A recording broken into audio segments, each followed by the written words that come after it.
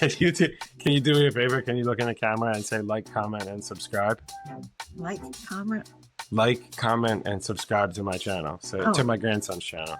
Say like, comment, and subscribe to my grandson's channel. Like, comment, and subscribe to my grandson's channel. You heard it. Yeah. I think the big thing that comes to mind for me right away, Anthony, is that I was a shy, only child kid who didn't really talk to grown-ups, whether that was in high school, in college, early in my professional career. And I think that's, if I knew then what I know now, I would tell my younger self, go and really build relationships with people who are older than you, because the majority of them will want to help, is my experience. The majority of them are very open to say, yeah, like, here's the 19 mistakes that I made, don't make them.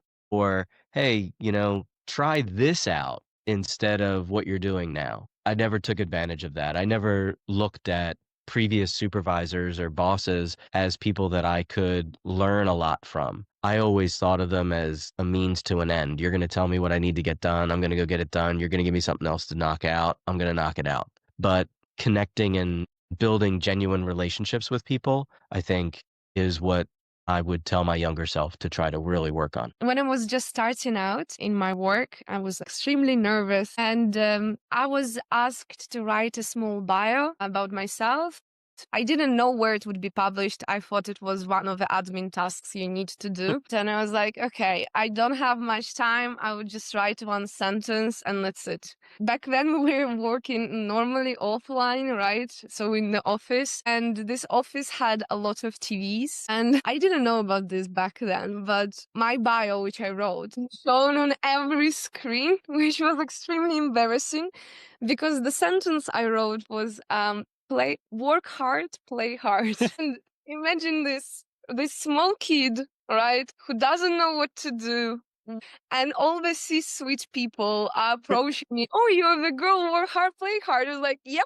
That was extremely embarrassing. But I think this is the quote or my motto, or I recommend myself to live by this rule every day. And I think like work hard is very obvious, right? Mm-hmm. But the play hard, I mean, people would understand it differently, but for me, it was the fact that I had a pleasure meeting different people, getting to know their stories. It helped me to inspire myself, to understand how career is better to be shaped, right? And I think play hard is about socializing, getting to know, expanding your network, finding like really cool people, like for example, yourself, right? And anybody else who you believe like worth your time. And, like when you talk to people and understand their stories, trust me, they have a lot to share and a lot of cool stuff.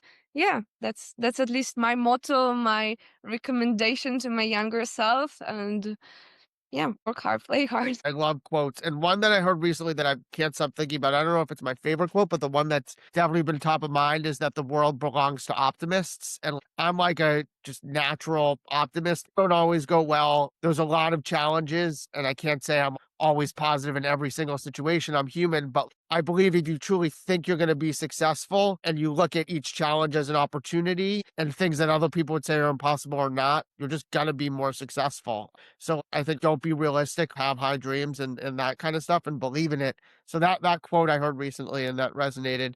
Can you look at the camera and say like, comment, and subscribe to my grandson's channel? What could I say? Say like, comment, and subscribe to my grandson's channel. Can you say that? I can hear you. Like, comment, and subscribe to my grandson. Subscribe to my grandson channel. Thank you very much. I think probably, I have got a quote that probably sums it up quite well, and it is a football quote from Johan Cruyff, who is a Dutch football legend and European football legend. He kind of founded the modern day Barcelona, and you can tie a lot of modern day football back to Johan Cruyff and his kind of tactical innovations in the 80s and the 90s. But he said, and considering he was a real innovator and considered one of the original football innovators, he said, football is a simple game. The hardest thing there is to play simple football. And I think that's so true in business and in the workplace, in the sense that a lot of people, you know, when you get your first job, I think it's very intimidating. Whatever. Yeah. I went into this office and I was surrounded by people who are, you know, 30, 40, 50 years old, and you look at them all like they're experts, and lots of them are experts. But, you know, we've all got to learn somewhere. And I think nothing is as complicated as it seems, and things aren't as intimidating or as complex as you imagine them to be. And I think I've kind of learned over the years that actually this job particularly and this industry and the world of business is actually fairly simple. If you can get those fundamentals right, then things can work well quite quickly. Getting them right isn't always easy, but normally it's a simple solutions that things that make common sense often work out.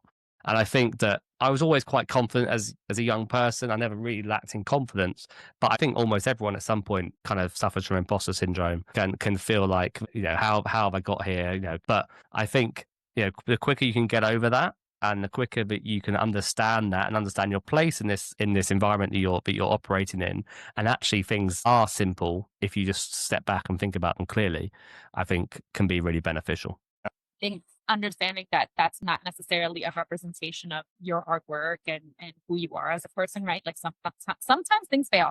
Yep. Right? Yeah. And that is okay. Like being able to separate who you are as a person from the work that you're doing, I think is often important, because there are going to be times where like you prepare things and you might get a no. It's like, oh, I did all of this pre-work. Maybe I didn't do enough, whatever it is, right? Like, or you work on something and it may not be well received.